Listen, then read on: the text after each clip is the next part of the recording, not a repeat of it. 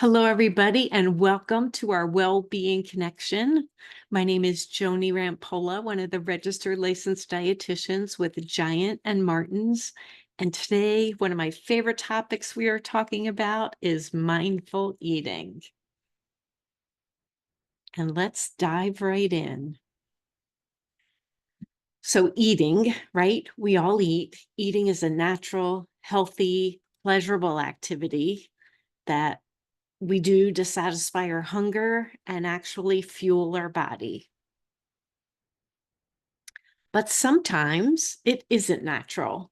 Sometimes people get a love-hate relationship, as what I'll call it, with food, or they mindlessly consume food and then maybe feel bad about it and get in this whole guilt, shame, I shouldn't have done that, or maybe even over-consume food. So eating mindfully is a way to fix or change your relationship with food if it's one that makes you feel a little bit uncomfortable or guilty or shameful. So what is mindfulness? Mindful eating is an ancient kind of mindful-based practice that can create an awareness of your emotions, and it's been used to help resolve eating behaviors that feel uncomfortable or don't support your individual health. So mindfulness can improve one's relationship with food, and it's used a lot in that way in a clinical type setting. It also fosters the development of self-care practices that support just optimal health. So although the concept has grown in popularity recently, mindful eating is still widely misunderstood and also underutilized. So today we're going to talk about what exactly mindful eating is, how it helps improve health and the quality of your life possibly, and who might benefit from the practice of mindful eating. And these are just some of the things it has been shown to do. It's clinically treat depression, anxiety, even some eating disorders. It's been shown to support weight management. It can improve your relationship with food and help you be more aware of those cravings, hunger sensations when you're eating. So I chose this picture for a reason, because I like to distinguish between having your mind full and being mindful, because they're different. So here's this beautiful woman sitting on a mountaintop. If her mind was full, she's sitting there and she's going, I wonder what the egg prices are today. Oh, I got this deadline at work. Oh, this person said something that really got me angry today. Oh, my car payment due and I'm a little bit short. All these thoughts that go through your head that you're not aware of, but they prevent you from being here in the present, in the now. When she is changing her thought pattern to be mindful, she is still sitting in the same place on that mountaintop, but she's gone, oh, I smell these flowers around me. I feel the breeze hitting my face. I hear the leaves above me just rustling in the wind. I see all this beautiful scenery. You take everything in where you are in the present moment. That is being mindful, compared to the other way where your mind is just full of thoughts. So mindful eating, we're taking that behavior and we're now applying it to food. One very simple way to think about mindful eating that I like to talk about that maybe isn't even on this slide is intention and attention, right? So you're eating with the intention of feeling better when you're finished, better than when you started, and you're eating with the attention necessary to notice food and its effect on your body and your mind. You allow yourself to become aware of the positive, nurturing opportunities that are available through your food selection and preparation, and respecting your own inner wisdom. Food is going to make different people feel differently. You use all 5 of your senses when you're choosing a food or engaging with a food that is both satisfying and nourishing. How does it taste? How does it smell? What's the texture of it? What's the temperature of it? Like, how can you get all of your senses engaged in with this food? And notice your response to food, because part of it comes from you, your body. Do I like it? Do I dislike it? Is it neutral? What am I noticing? Becoming aware of your physical hunger and your fullness or satiety cues to guide you into decisions when to start eating and when to stop eating. Research on mindful eating and mindfulness as it relates to your eating behaviors is accumulating quickly with promising results. The evidence demonstrate a positive impact on a wide variety of food and well-being related issues, including emotional eating, binge eating, food cravings, nutrient intake, meaning people get healthier because they look at food differently when they become mindful, your blood sugar regulation, and so much more. The biggest takeaway for me is it increases the enjoyment of your food as well. So, what are the goals of mindful eating? So, it's often, I'll say, narrowly understood as eating slower or eating without distraction. But mindful eating also encompasses the thoughts, feelings, and behaviors throughout the entire process of eating. So, the goals can be summarized as kind of creating an awareness of physical and emotional cues to your own hunger, um, your own satiety, and just being aware of them. Recognizing non-hunger triggers. So what makes you eat? Is it because you're feeling lonely, bored, tired? Is it because they're eating it? I smell it. I saw it.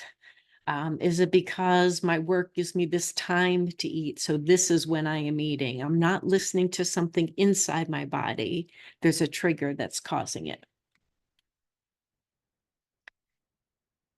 And learning to meet those non-hunger triggers a different way. Meeting others' needs effectively, that, if you're eating it, it doesn't mean I have to eat it. And then enjoying food by savoring it, really tasting it, slowing down while it's in your mouth, not having the next bite ready to shove in when you take your first bite. It's just slowing the process down a little bit, makes you enjoy it more and really notice all the flavors that food has to offer. Benefits of mindful eating: it can support weight loss because you stop eating when you're full. You're paying attention to those external cues or triggers that might be causing you to eat. And therefore, there's an improvement in your relationship with food. It can increase your enjoyment of food. And because you slow down a little bit, a lot of research shows it improves your digestion. When you smell a food or take a minute to take a deep breath before you eat, that actually starts your digestive enzymes being excreted before the food ever touches your mouth, which actually has been shown to improve digestion. And there are several health benefits of mindful eating as well. So there are two types of hunger, and I'm going to classify them as appetite versus true body hunger. Appetite is the desire to eat because of an external clue and not necessarily due to an actual physical need to eat, right? So you saw it, you smelled it, you were thinking about it, they're eating it. Something triggered you to have an appetite for food. It could be an emotion too. We call that head hunger, and it's real. I'm not saying it's not real when it comes from your head, but it's not true physiological hunger. So hunger is your body telling you it needs to eat, right? Maybe my blood sugar dropped a little bit low and now all these hormones are being secreted saying, "Oh my gosh, you got to eat. My stomach's rumbling." That's true body hunger, that your body needs to maintain your energy levels. So by understanding head hunger versus body hunger, or appetite versus hunger, you can start to tune into your hunger and further recognize these cues and where they're coming from. I love the hunger scale.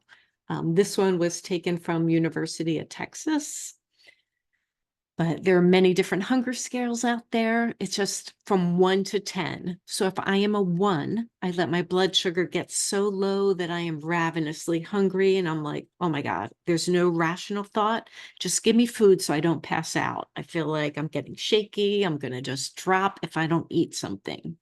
That's a 1. You never want to be there. A 10, on the other hand, I call Thanksgiving Day stuffed, meaning I ate so much, I feel like you could just roll me out of here. I just want to go to sleep. I don't want to think about anything else. I am overstuffed and uncomfortable. So both 1 and 10 are somewhere that your body feels very uncomfortable, right? They're opposite ends of the spectrum, those red. If I am right in the middle, if I am a 5, I'm not feeling hungry. I don't necessarily have the urge to eat, but if you put food in front of me, I could definitely eat a full meal right now, even though I wasn't thinking about food. 5, you're kind of neutral. I could go either way, be swayed one way or another. So in the ideal world, and not every day is ideal, but we start eating when we're about a 3. So we're not ravenously hungry that we lose rational thought. In a 3, our stomach might be rumbling. It's a reasonable amount of time, like maybe 3 or 4 hours or more since we last ate. Um, I feel my stomach is a little bit empty. I need to eat, and I can think about, what do I want to eat? I'm not a 1 or a 2 where I may be over hungry and there's no rational thought. It's just give me anything quick so I don't pass out. um, I have rational thought at 3, and you want to stop eating when, Japanese term, is like 80% full.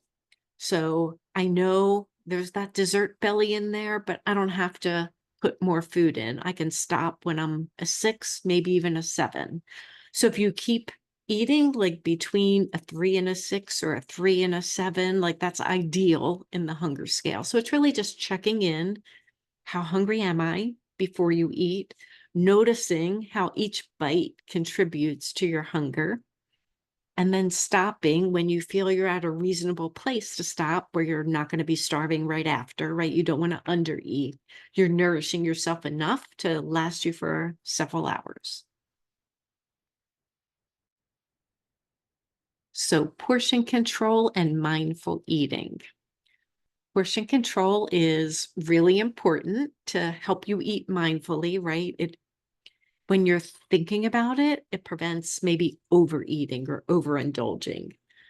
So to get that great portion control, you can focus in on your hunger and fullness cues. Am I really hungry? Is this the food I really want to eat? Like, is it delicious? Right? Sometimes we eat just because it's there, not because I'm even enjoying it. So just to notice those internal cues, maybe getting a smaller plate or a smaller portion can help, because visually we like to see our plate looking kind of full, right? We don't want to see a little dot in the plate. That looks horrible.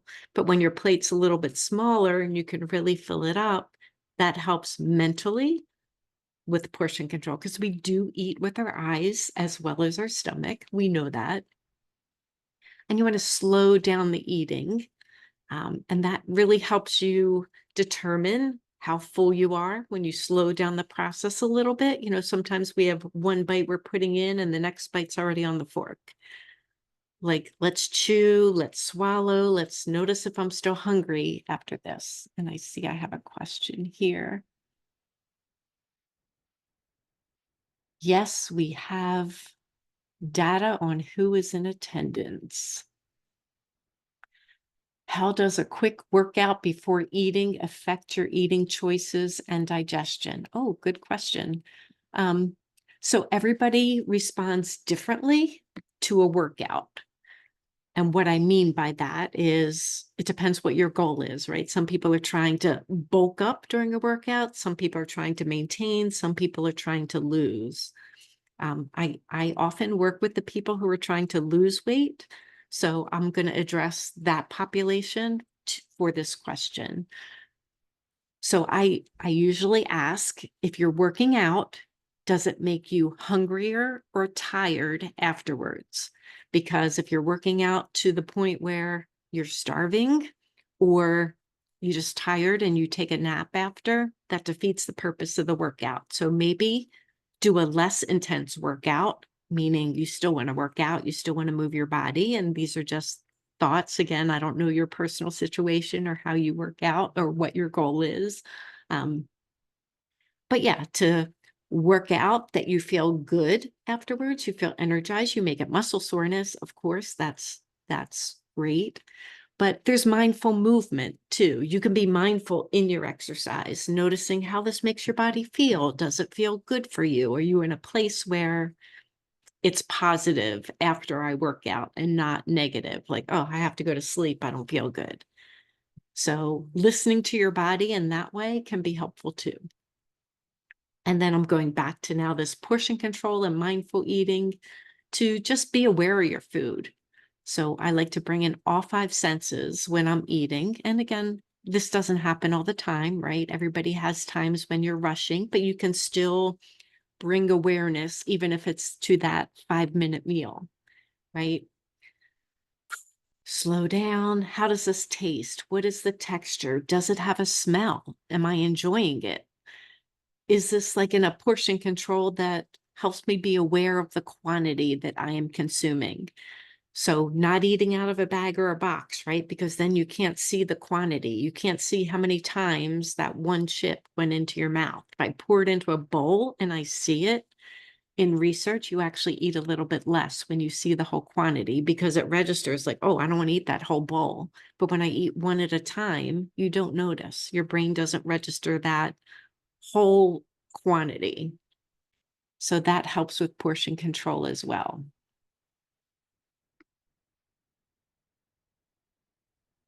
So this month's dietitian pick is Vital Pursuit that has portion control meals that if you're in that space where you don't want to prepare something, but you want something that's going to help you hit a goal and move you forward mindfully, this is an option. Vital Pursuit believes that what you eat is vital to where you're going on your weight loss journey. And that's why their portion aligned meals are designed with high protein and essential nutrients like vitamin A, calcium, iron. Progress towards your weight goal could actually taste good by using one of them. They come in pizza, sandwiches, and bowls in a variety of flavors. They're thoughtfully portioned for weight loss medications like a GLP-1 medication, and we're going to learn more about that later this month as well. For somebody on a weight loss medication, their appetite. The new line is also well suited to support a nutritious diet for anyone on a weight management journey, even those not on a medication. So how to enjoy them. And I just like to say all their entrees can be easily prepared in the microwave, but several of them have also been made that they can either be put in a microwave or an air fryer. So if you're doing a sandwich or pizza, you can just crisp it up in the air fryer. And I'm actually interviewing Vital Pursuit on Table Talk on March 29th. If you want to learn a little bit more about them and how they came up with this meal, they are one of the first to create a meal that's specifically for a weight loss medication population or somebody on their weight management journey. So I'm excited to learn more about them for sure. All right, how to eat mindfully. So limit distractions is one, right? Eat without the TV on, not when you're driving, right? Like limit all those distractions, not while you're sitting at your computer working, so that you can turn your attention on your food. Listening to your physical hunger cues, noticing how each bite is slowly contributing to your body's fullness. Stop eating when you feel satisfied, right? We don't need to be part of that clean plate club. We can stop eating when our body says, all right, you know what? I've had enough. I see a question coming in and it's long, so I'm just going to read it out loud. What is it called when I crash diet, but then every once in a while I feel like I want to go buy all the junk I eat, even though I'm not hungry? Is this emotional eating, or is my body telling me I'm craving junk because I'm depriving myself of a lot of foods that I like and enjoy? also get depressed when they don't see the loss on the scale every day. How can I get rid of these emotions and sudden cravings in my head? I know sometimes they will subside and other times they won't subside until I stuff myself. I also act without giving much thought and stopping to think what I am doing, especially when I pass the donuts at Giant. Love that. So again, I don't know this person's situation. I'm just going to tell you my thoughts and opinions, right? Which doesn't mean it's the right advice for you.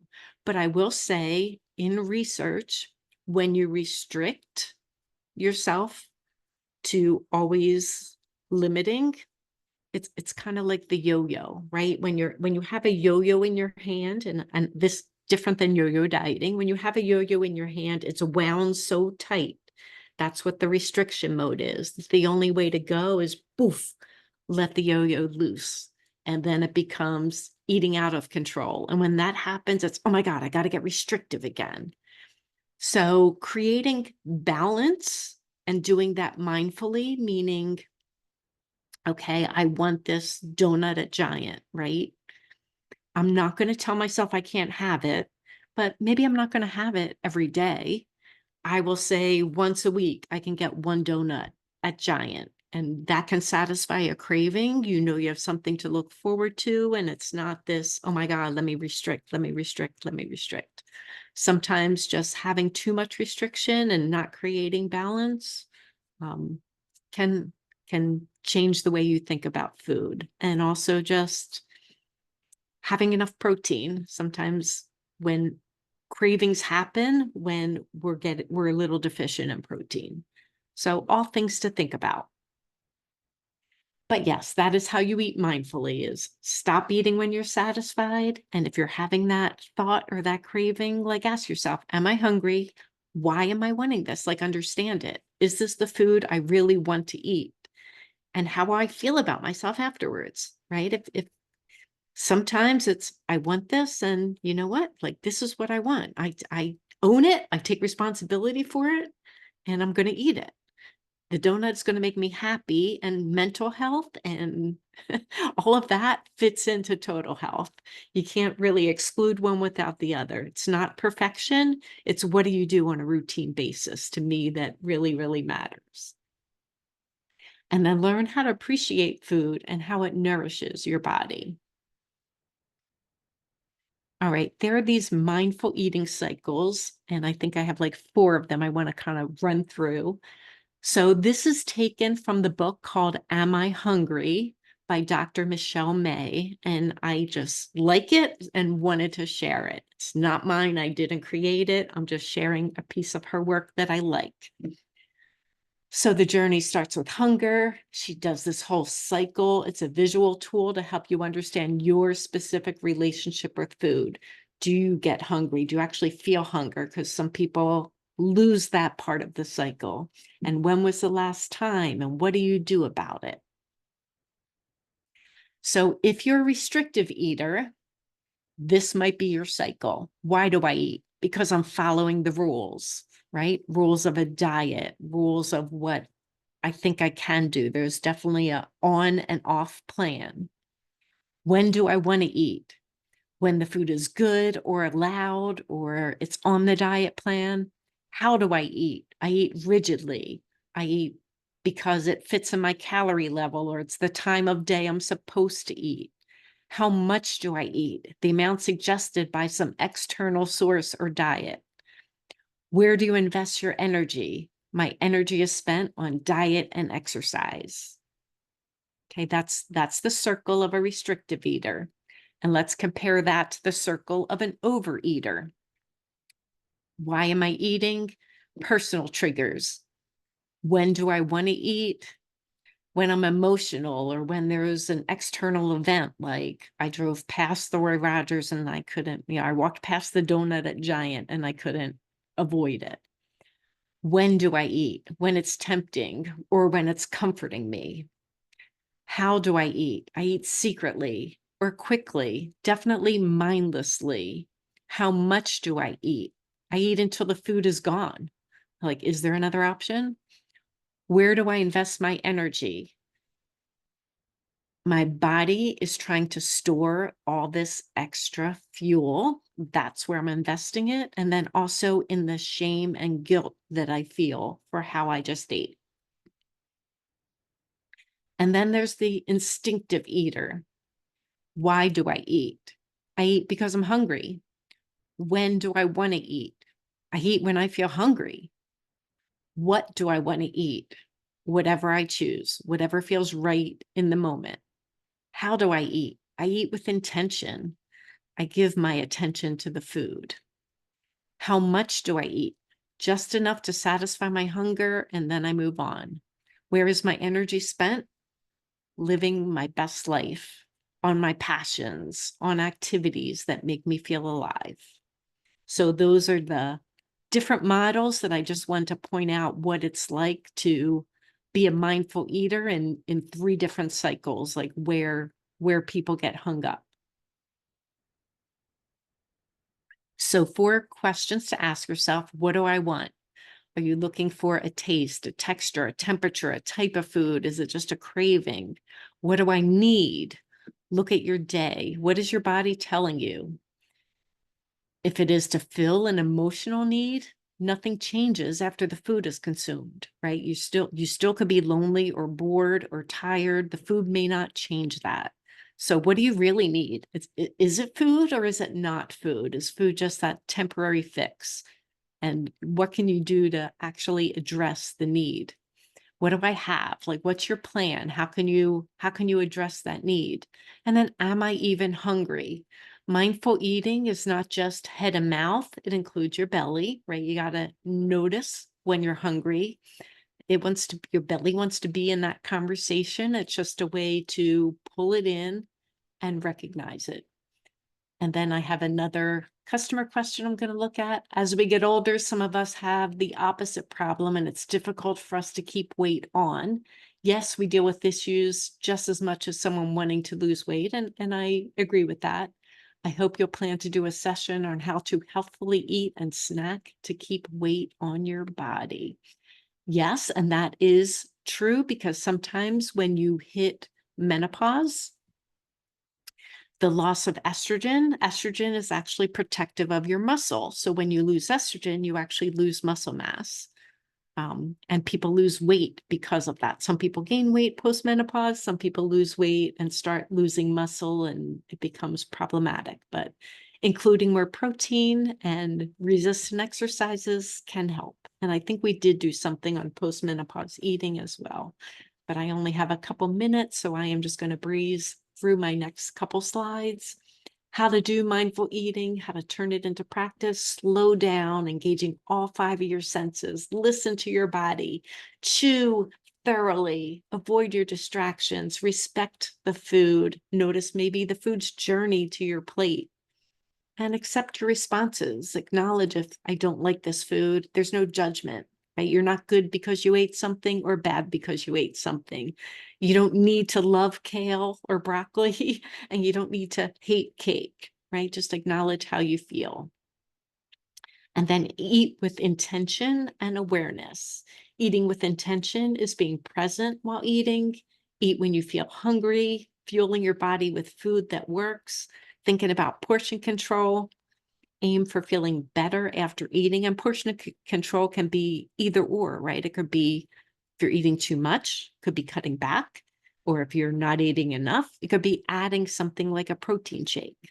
Doesn't have to be just weight loss. Eat with awareness, avoid distractions, be aware of the taste, flavors, aromas, temperature, and texture of the food, and use that hunger and fullness scale. And if you need that quick grab food that is already portion controlled, there's Vital Pursuit out there as one option. Thank you all for making good health part of your day. Just want to let you know, March 19th at 12, I am interviewing Vital Pursuit on Table Talk. Love to learn more about them. On March 26th at 7 p.m., Jenna is going to walk you through mindful eating practices. So you can even bring a bite of food with you and learn how to eat mindfully, doing it with her, walking you through, which should be really, really fun.